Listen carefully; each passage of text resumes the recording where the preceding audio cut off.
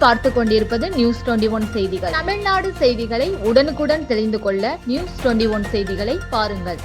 வணக்கம். நீங்கள் கேட்டுக்கொண்டிருப்பது நியூஸ் 21 செய்திகள். பாலக்கோடு ஸ்ரீ தர்மராஜா ஆலயத்தில் நவராத்திரி 4ஆம் நாள் விழா. தருமபுரி மாவட்டம் பாலக்கோடு கடைத்தெருவில் உள்ள ஸ்ரீ தர்மராஜா ஆலயத்தில் நவராத்திரி 4ஆம் நாள் விழா இன்று நடைபெற்றது. விழாவை முன்னிட்டு ஸ்ரீ தர்மராஜா சுவாமிக்கு சிறப்பு அபிஷேக பூஜைகள் செய்து தீபாராதனை காட்டப்பட்டது. சிறப்பு அலங்காரத்தில் சுவாமி பக்தர்களுக்கு அருள் பாலித்தார். முன்னதாக ஞான பிள்ளையாரை வழிபாடு செய்தனர். பூஜையில் கலந்து கொண்ட பக்தர்களுக்கு பிரசாதம், அன்னதானம் மற்றும் வளையல் குங்குமம் ஆகியவை வழங்கப்பட்டது.